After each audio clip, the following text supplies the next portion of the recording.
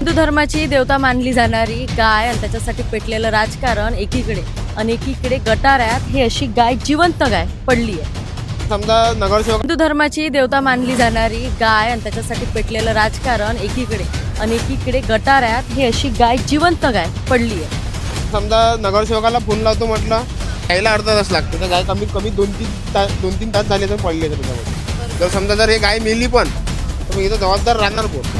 भयानक वास येते. पूर्ण मेलेलं जनावर इथंच राहत. बाहेरून कुठून आणून इथं टाक. कचरा आहे ना जिकडे जिकडे. कचऱ्याची गाडी 8 दिवसातून एक वेळा येते. ती कधी येते ना 15 दिवसही नाही येत. बरं रोज नाही येत. नाही.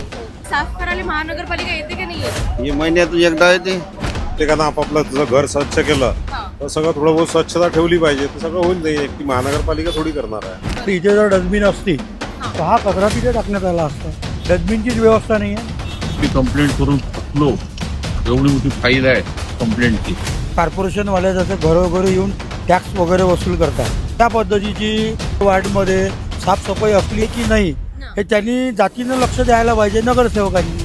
आणि कोणार्क कंपनीच्या माध्यमातून तेवढं मोठ्या प्रमाणात काम होतच नाही. तर बऱ्याचशा प्रतिनिधी त्यांच्यावर आक्षेप सुद्धा घेतलेला होता की करोड रुपयाचा भ्रष्टाचार आहे. काय कुठली साफसफाई राहणार आहे? तर निवडणूक आली की वोटिंग मागण्यासाठी जाणे, लोकांसोबत गोड बोलणे, ते विकास काय होत आहे, गाण होत आहे, काय आहे ते काहीच पाहत. महानगरपालिकेत टॅक्स वसूल करते पण टॅक्सचा काही उपयोगच काही आहे नाही जनतेला.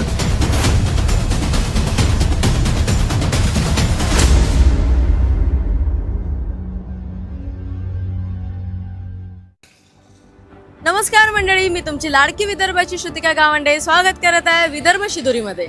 आजचा विषय आहे की स्वच्छता. स्वच्छतेसाठी किती मोठा निधी येऊन राहिला तुम्हाला माहित आहे, पण हालात हे आहे जे तुम्हाला दाखवले. सुरुवातच आपण इथून करणार आहे की अमरावतीचा वैभव असलेलं जे परकोट आहे, अतिशय ऐतिहासिक वारसा लाभलेलं, त्याच्याच आजूबाजूला किती कचरा आहे. इतकं घाणीचं साम्राज्य इतक्या सुंदर ऐतिहासिक परकोटाजवळ जर असन तर मग आता विचार करा की अख्ख्या शहराची काय स्थिती असेल. तर चला आढावा घेऊ.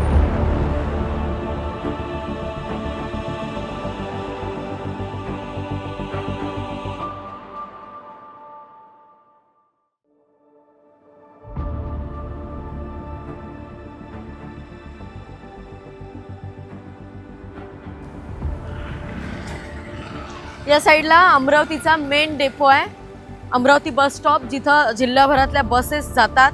आणि त्याच्या अगदी त्या भिंतीला लागून हे घाणीचं साम्राज्य आहे. इथं उभं राहणंही होऊन नाही राहिलंय. आणि तुम्हाला सांगतो, इथून जोही पायी जाणारा व्यक्ती आहे किंवा गाडीवरचा जाणारा व्यक्ती आहे, नाकाला हात लावूनच जाते.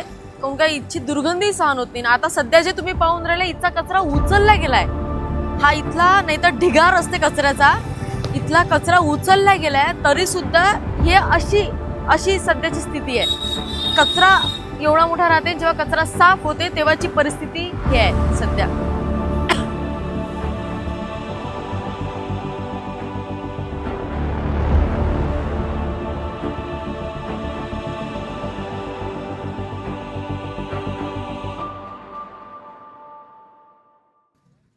काय म्हणता काका, अमरावती शहर स्वच्छ दिसत आहे का? नाही, तसं काही दिसत तर नाही.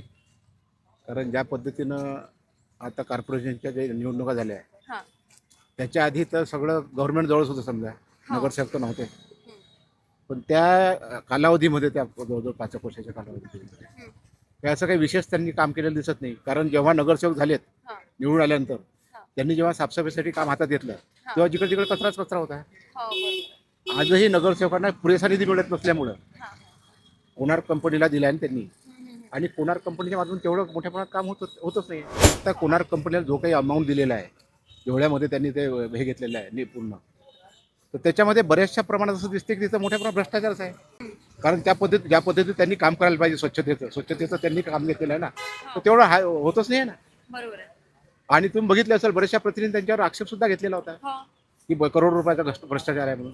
काय कुठली साफसफाई राहणार आहे? कॉर्पोरेशननं लक्ष द्यायला पाहिजे. जसं कॉर्पोरेशनवाले जसं घरोघरी येऊन टॅक्स वगैरे वसूल करतात, बरोबर. तर त्या पद्धतीची प्रत्येक गल्लीमध्ये वार्डमध्ये साफसफाई असली आहे की नाही हे त्यांनी जातीनं लक्ष द्यायला पाहिजे नगरसेवकांनी. बरोबर आहे. नगरसेवक कशासाठी, प्रतिनिधी कशासाठी निवडून दिला जातो? प्रत्येक हा सामान्य व्यक्ती हा प्रत्येक जण म्हणजे जाऊन साफसफाई वगैरे करू शकत नाही. त्यासाठी प्रतिनिधी निवडले जाते ना. प्रतिनिधीचंच लक्ष नाही आहे. त्या ठिकाणी जे निवडून दिलेले उमेदवार आहे यांचं जातीनं लक्ष असलं पाहिजे की आपल्या वार्डामध्ये साफसफाई होत आहे की नाही आहे. फक्त निवडणूक आली की वोटिंग मागण्यासाठी जाणे, लोकांसोबत गोड बोलणे, त्याच्यानंतर विकास काय होत आहे, काय कुठं काय होत आहे, कुठं घाण होत आहे, काय आहे हे काहीच पाहत नाही. ह्याकडे लक्ष शासनाने दिलं पाहिजे.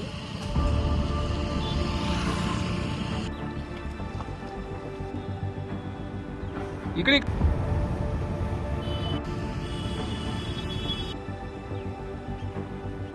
अमरावती शहरात जर आलं सायन्स कोर मैदान जर विचारलं तर कुणी सांगत ज्या मोठमोठ्या सभा आहे, जे मोठमोठे भाषण आहे हे सायन्स कोर मध्येच होते. आणि अगदी त्याच्या भिंतीला लागून हा कचऱ्याचा ढिगार आहे.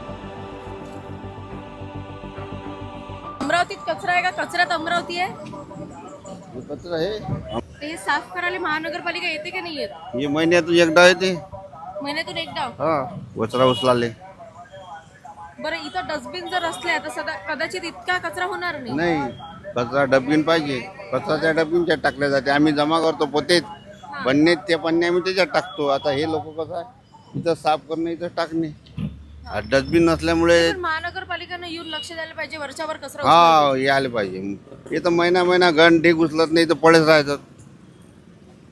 तुम्हाला काय वाटतं दादा? मॅडम, ते झाड पडलं होतं ते 10-20 दिन झाले होते, आता कोणीच नाही उठावून राहिलं होता. मग महानगरपालिकेचं लक्ष नाही तक्रारी वगैरे काही कोणी केले? नहीं कोई नहीं. पूरे रोड से सही है, पूरे रोड से लगे गन इधर सब. ये देखो कुत्ते के गन, सब सब्जी के गन, कचरा डाल देते. तुम्हाला वास नाही येत का दादा? गंदगी दुर्गंध आते ना, मच्छर है, माशा है. आते नहीं कोई. तुम्हाला काय वाटतं, अमरावतीच्या महानगरपालिकेने याच्यावर लक्ष द्यायला पाहिजे की नाही? देने होना ना, आने होना, साफ सफाई, बीमारी होते इससे. मच्छर हो रहे, हाँ? मच्छर हो रहे, माशा हो रहे, महीना हो रहा है. महीने के बाद भी एक बार आते, घिन लगा के चले जाते. मग इथं तुम्ही तुमची दुकानं लावता, पैसे कमवता, धंदा करता, मग तुम्ही तक्रारी नाही करायला पाहिजे काय? आता हे सगळेच काम मी एकटा करू काय? नागरिक म्हणून तुम्ही टॅक्स भरता तर तुमचा अधिकार आहे स्वच्छ शहरात राहायचा. अधिकार तर आहेच, पण आपण सरकारला कसं आहे, जनता आता सध्याच कसं आहे, आपण कधी मोर्चा वगैरे काढला तर जनता काय म्हणते, हा त्या पक्षाचा आहे म्हणते. हा त्या मोर्चाला लोक सपोर्ट नाही करत, असं म्हणतात की हा तो पक्षाचा आहे. असं त्याच्यानं असं आपलं शहर आपलेच आहे ना मागत. महानगरपालिकेत टॅक्स वसूल करते पण टॅक्सचा काही उपयोगच काही आहे नाही जनतेला. काय अर्थ आहे त्याच्यामध्ये? हिंदू धर्माची देवता मानली जाणारी गाय आणि त्याच्यासाठी पेटलेलं राजकारण एकीकडे आणि एकीकडे गटाऱ्यात ही अशी गाय, जिवंत गाय पडली आहे.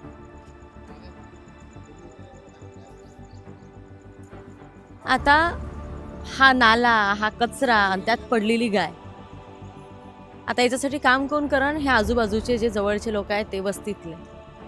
ना कोणत्या नगरसेवकाला माहीत आहे, ना कोणत्या कचरा व्यवस्थापनातल्या नोकरदाराला माहीत आहे. इतकी गंदी आणि लाजीरवाणी सिस्टीम आहे आपली.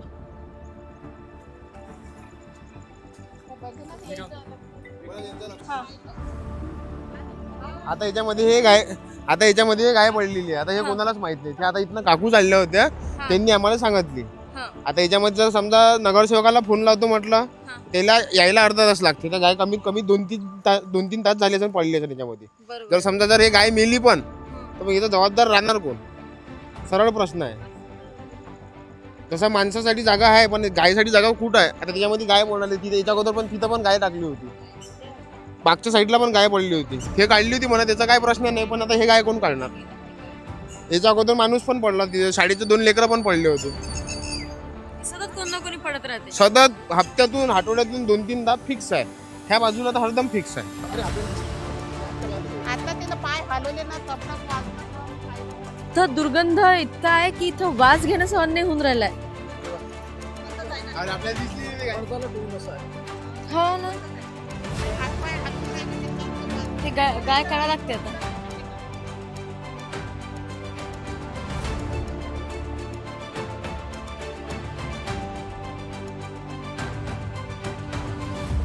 जाणं येणं मुश्किल झालं आमचं. एरियाचा हा रस्ता आहे मेन याचा. कुत्रे असो डुकरं असो सगळं काही मेलेले जनावर पण इथंच टाकते. एवढा वास येते बेकार. लेकराच्या तर कामाचाच नाही राहिला जायचा आणि आमच्या पण नाही राहिला. येण्याला त्रासच होते ना सर्वांना. कधी कधी तर मग इथून पलटून मागच्या साईडनं जायला लागते. एवढा वास खराब त्या वासाचं आणि पुष्कळ काहीतरी करायला दिवसाचा त्रास लागते. आहे, आताच नाहीये. कारण की बरं, कोणी सांगायला- मेलेले जानवर सांगायला असो आपण काही सांगतो असो की आम्ही अमरावतीत राहतो, शहरात राहतो. हा. ते सांगायची शरम वाटते. एरियातून यायला शरम वाटते. हा रस्ता आम्ही कोणाला दाखवत पण नाही.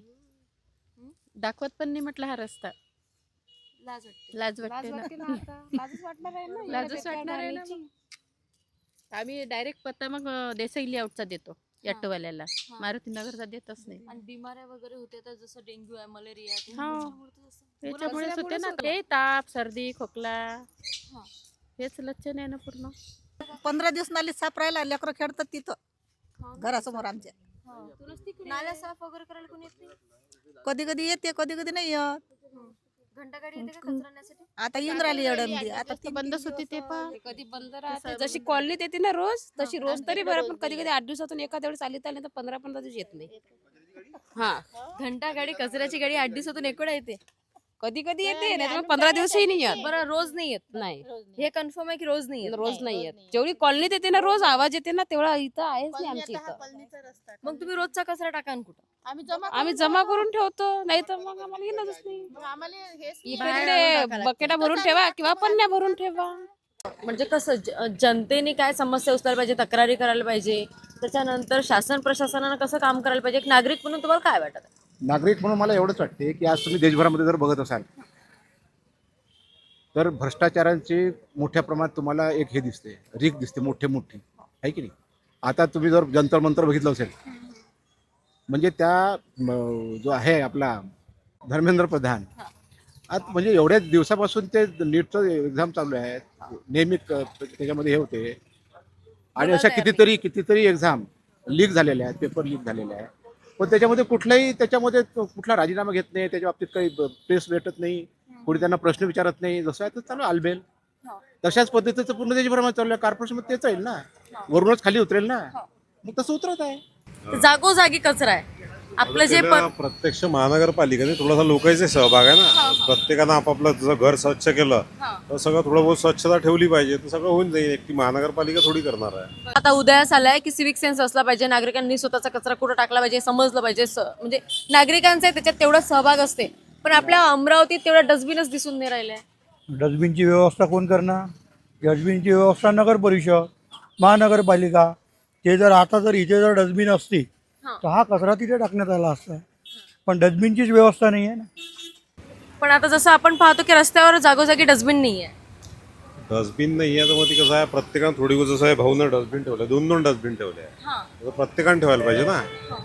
कुठल्या कुठल्या एरियात घंटा गाडी जात नाही अजूनही. असं काही नाही, सगळीकडे जाते. पण ते आता लोकांच्या ह्याच्यावर आहे ना. ते लोकांचे अवेअरनेस पाहिजे ना. फोन करायला पाहिजे, नगरसेवकाला फोन करायला पाहिजे, महानगरपालिकेचे नंबर आहे त्याच्यावर फोन करायला पाहिजे. आता कसं असते मॅम, प्रत्येकाची जबाबदारी आहे ही. आपण नगरसेवक निवडून देतो किंवा हे देतो याची जबाबदारी तर नाहीच. पण आपलं शहर आपण कसं स्वच्छ केलं पाहिजे हे आपला सगळ्यात मोठा वाटा आहे. जसं आपण आपलं घर स्वच्छ ठेवतो की आपल्या घरात कुठं कचरा आहे, आपले कपडे कसे ठेवतो, तसंही नागरिकांचं आहे. आपण कचरा फेकतो.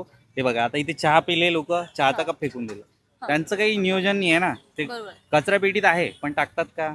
आपलंच जबाबदारी आहे आपलं शहर कसं स्वच्छ राहिलं. बरं, लोकांचं तर चुकूनच राहिलं. आता गाडगेनगर सारख्या एरियात जो रहदारीचा एरिया आहे तिथं 3 डस्टबिन आहे. अच्छा, त्या तिन्ही तुडुंब भरलाय आणि कचरा बाहेर उसंडून राहिला. आता लोकांनी काय करावं याच्यात? याच्यावर आपण जे नगरसेवक निवडून देतो हे त्यांची जबाबदारी आहे की हा कचऱ्याचं नियोजन आपण कुठं कसं केलं पाहिजे हे त्यांची जबाबदारी आहे. हे लोकांची नाही आहे. आता अख्खा जो कचरा आहे तो सुकळी, तो डेपो जो आहे आपला तिकडे जमा होऊन राहिलाय, त्याचं पुढं काही नियोजनच नाहीये. करायला पाहिजे. सरकारने यावर ध्यान निधी येत नाही का बा? म्हणजे तुम्हाला ते काय आता सरकारचं निधी देतात पण आता कसं असते, सगळ्यांचं आपापलं असते. नगरसेवक आपला हिस्सा मागते, सगळ्या वेगळ्या असतात.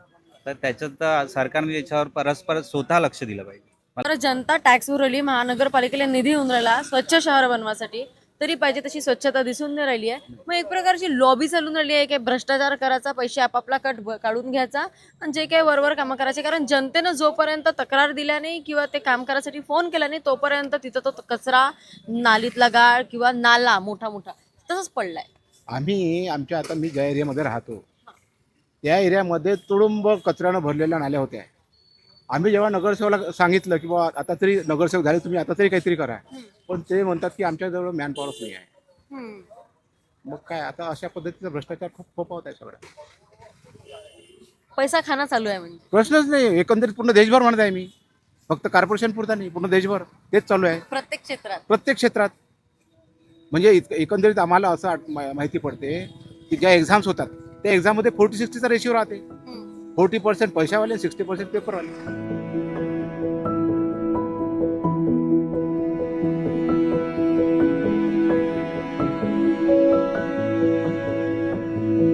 मला खात्री आहे आज प्रत्येक अमरावतीकराला आपल्या शहराची ही अवस्था पाहून वाईट वाटलं असेलच. संत गाडगे बाबांची आपली ही भूमी, ज्यांनी हातात झाडू घेऊन स्वच्छतेचा संदेश दिला, आज त्यांच्याच शहरात असे कचऱ्याचे ढीग दिसणं खरंच मनाला लागणारे आहेत. यासाठी नागरिकांची जबाबदारी नाकारता येत नाही, पण शहराची स्वच्छता ही केवळ नागरिकांच्या शिस्तीवर सोडून चालेल का हो? ज्यांच्यावर शहर व्यवस्थापनाची जबाबदारी आहे, ज्यांच्यावर शहर व्यवस्थापनाची जबाबदारी आहे त्यांच्याकडून प्रभावी नियोजन, नियमित स्वच्छता आणि त्याची योग्य अंमलबजावणी ही अपेक्षित आहे. नागरिकांनीही त्या व्यवस्थेला सहकार्य करणं तितकंच गरजेचं आहे. प्रश्न एकच पडतो, माझ्या गाडगे बाबांच्या विचारांना शोभेल अशी अमरावती केव्हा दिसेल?